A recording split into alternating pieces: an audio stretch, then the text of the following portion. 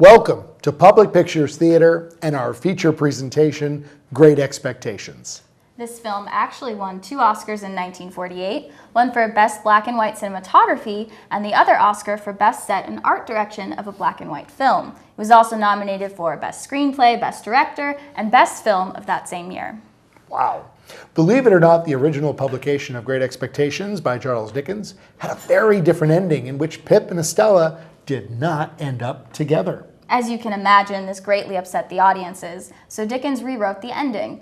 This was the only time he's been known to change the ending of one of his novels. This film is on Roger Ebert's list of greatest movies and is included on the 1001 Movies You Must See Before You Die, edited by Stephen Schneider.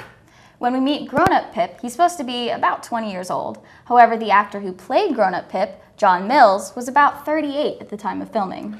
The young girl who plays Estella in the first half of the film, Jean Simmons, actually went on to play Miss Havisham in the 1989 version of Great Expectations, and also had roles in Spartacus and the movie musical Guys and Dolls with Marlon Brando and Frank Sinatra. Young Pip is played by an actor called Tony Wager, and after appearing in this film, he had an uncredited 2-line part in the 1951 production of A Christmas Carol. Because of this, Wager can claim that he was in both of the best adaptations of novels by Charles Dickens. We hope you enjoy our feature presentation, Great Expectations.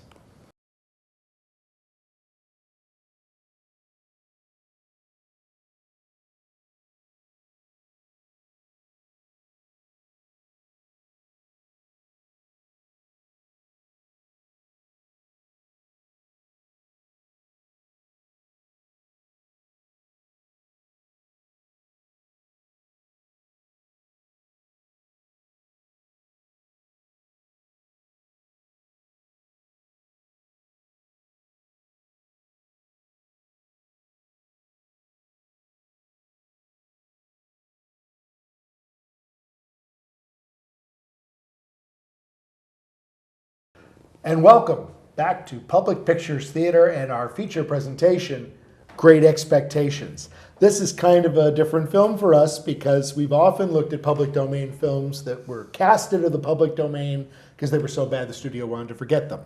We've had a couple of really great ones like Charade, but this, I believe, is our first Oscar winner, which won Best Cinematography and Best Art Direction.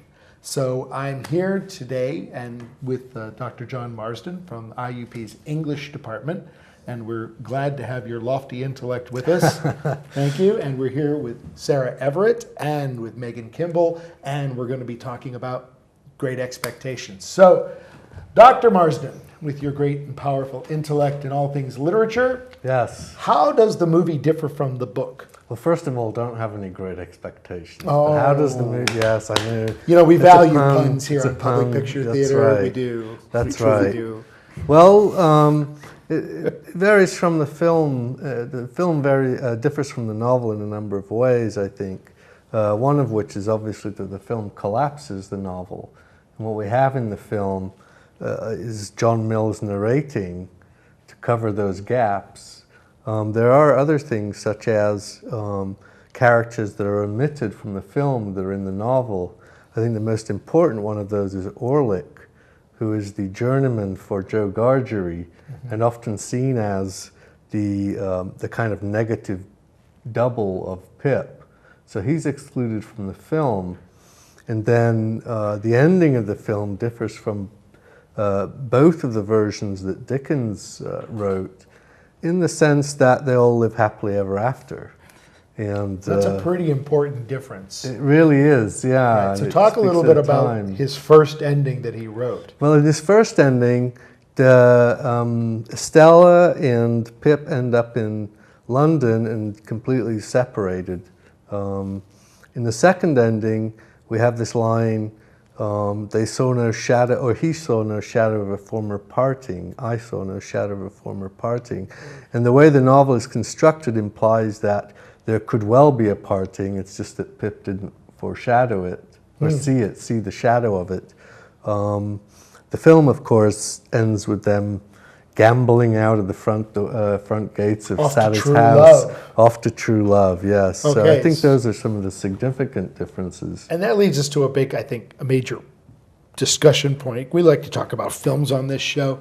So what do you think? Happy ending or sad ending? Should it have stuck with Dickens' original ending of they don't end up together? Should it have gone to the Dickens ending where maybe they're together, we're not quite sure, or the movie ending that we got, which we often get in movies, they ran off happily together? What do you think? Sarah, what do you think? I think, the original ending was changed because audiences didn't like it to begin with. So I feel like you can't go to the original ending because audiences, when it was published, didn't like it. Audiences now, I don't think, would appreciate the ending because we want them to end up together. We want them to be happy.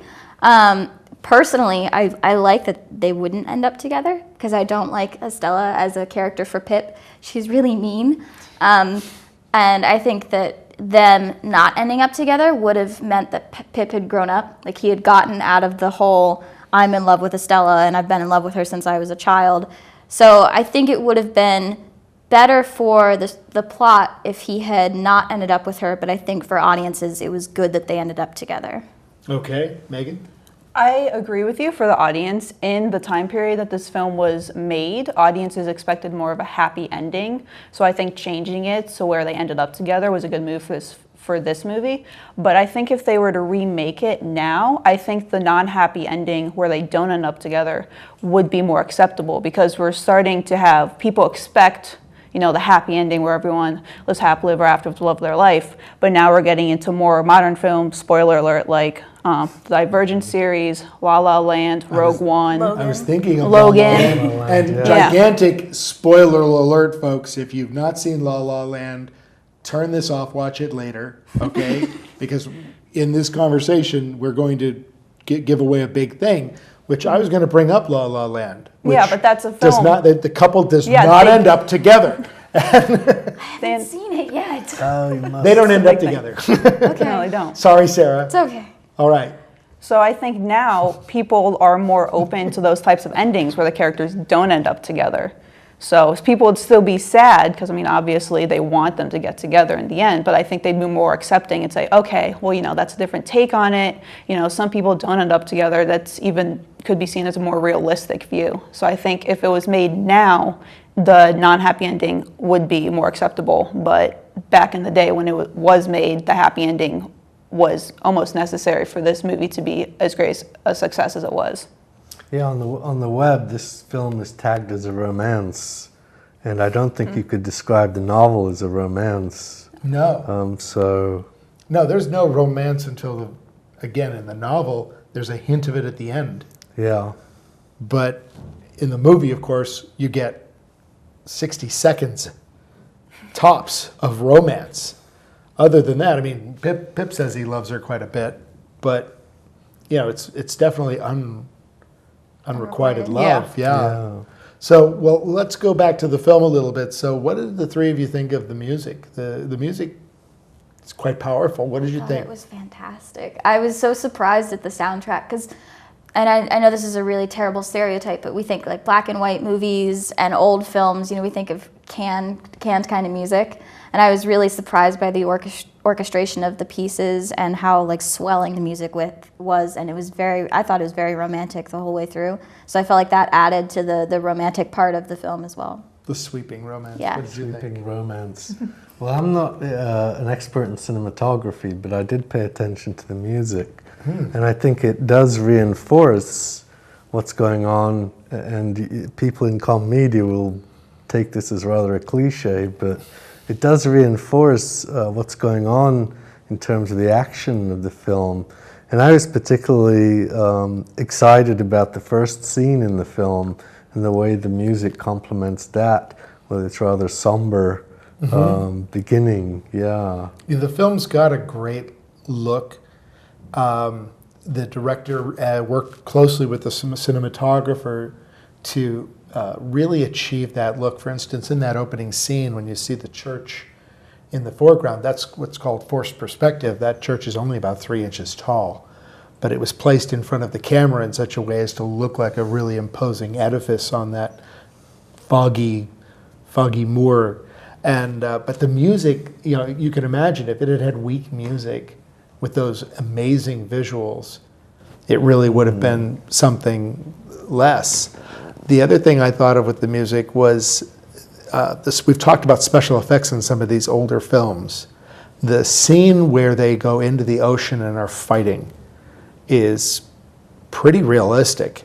And I mean, I was looking at that and thinking, wow, those actors really took some chances, because there's a real boats sitting there, at least if they look like real boats to me. And there's that powerful music again going right along with the danger that they're facing. So yeah, it's pretty epic, pretty epic. So in what ways do you think this movie adds to Great Expectations? So we have the novel, right? And we have a lot of iterations of Great Expectations. Do you think this movie really adds to the whole story, the whole cultural impact of Great Expectations? Like, have you ever seen this movie before? I had not seen this movie before, but obviously I'd read Great Expectations and I knew about it, and I knew there were movies, lots of them. I didn't know this one was an Oscar winner until I watched it and looked it up. But I think that adds to the whole, the classic aspect of this book, because it was a great novel and then it became a movie, and it's an Oscar-worthy movie. So now it's like, oh, this classic movie along with this classic piece of literature. So I think that added to it and made it more historic, I guess. I also think when there's an actor that we know and love, and we see that person, it connects to us, and enough people are still in love with Alec Guinness and his portrayal of Obi-Wan Kenobi, that when you see him, this was his first film. He'd been a stage actor, but this was his very first film. So we're looking at a very young Alec Guinness, and it just really added to the nostalgia for me watching the movie and seeing this guy that we know and we love, and we're like, wow, there he is, he's a young guy. Yeah, John Mills too, I think. Yeah. He's been in a lot of 50s black and white British movies that are very obscure. You can't find them on Amazon or YouTube. But for me, John Mills really stands out, even though he's a lot older than he should be to play the adolescent Pip. I think he really stands out for me as a person who draws my attention to the film. Yeah, great actor. Great actor. Yeah. What do you think about, and this goes mostly to you, but we'd all like to talk about it. So what do you think about adapting classic novels to film? Do you think there are any classic novels that you look at, you're familiar with, and you're like, I just can't see how they'd ever make that into a film? What do you think? Are there any novels that you can think of that you think, I don't know how they'd ever make that into a film?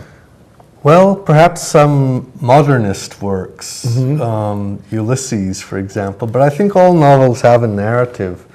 And I think that translates into film. Yeah. And the way I look at it is, I think that film is a different medium than the novel. And so when we tend to look at, I read the novel and I'm disappointed in the film, it's typically because we expect a novel to look and read like it would if it was a film, when what we should really be doing is approaching the film as film. And thinking about it rather than expecting it to live up to the novel. So those are my thoughts on that. I don't say, this didn't live up to my expectations. But I do think that with a film like this, it's an Oscar winner, very popular, certainly in Britain, that it may well lead people to go and read the novel. And so I think film these days reaches a wider audience than, English majors read the novel, right? Yep. I don't know if people read it in high school, but I don't think it's necessarily widely read with a general population. So it may well be that the film leads people to read a wonderful novel. It may very well be. We're still seeing great novels being translated into film. Life of Pi, very recently, which was a movie that for years people said, this can't be a film. There's no way to film it. How do we film a boy and a tiger on a boat?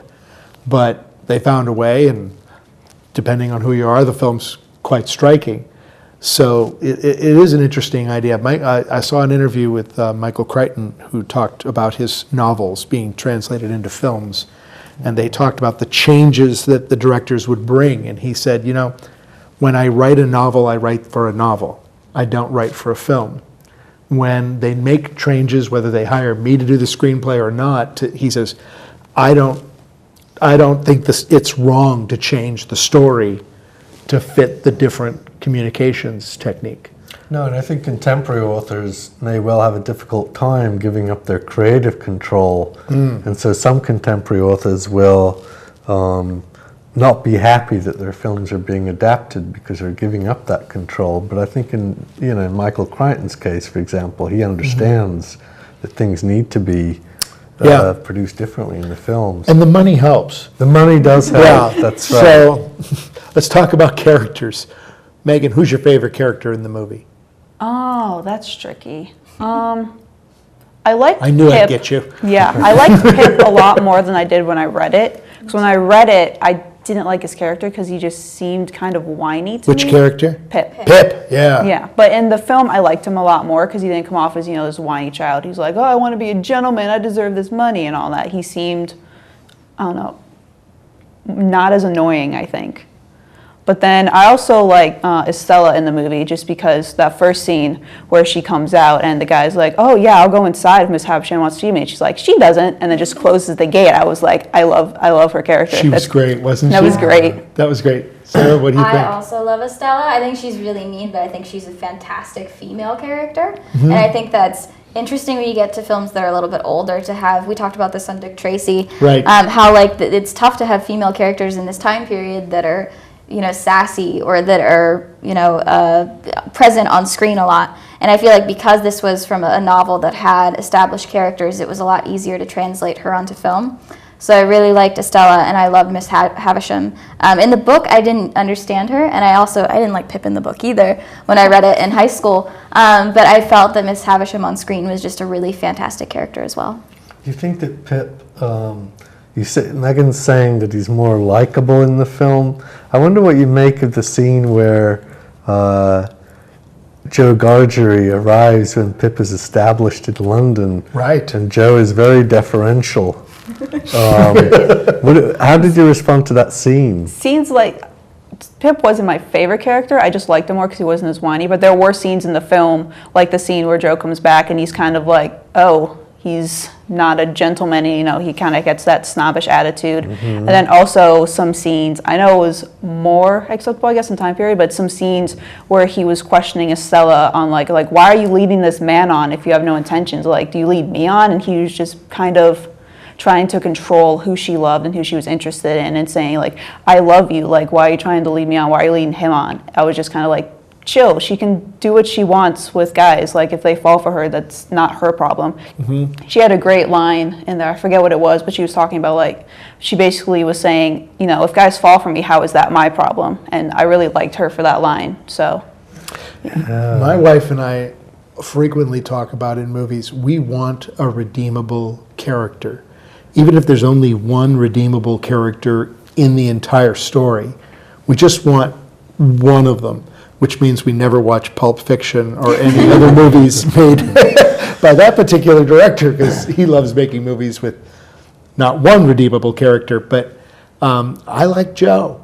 You like Joe? I like Joe. I think Joe you're is supposed to like yeah, and I think and I get he's a little on the two-dimensional side, but I like he anchors the story to me, that no matter how people go wrong, there is a very humble, deferential, hardworking, and kind individual, and really an extension of him is Biddy, but both of them really anchor the film, that there's decency somewhere.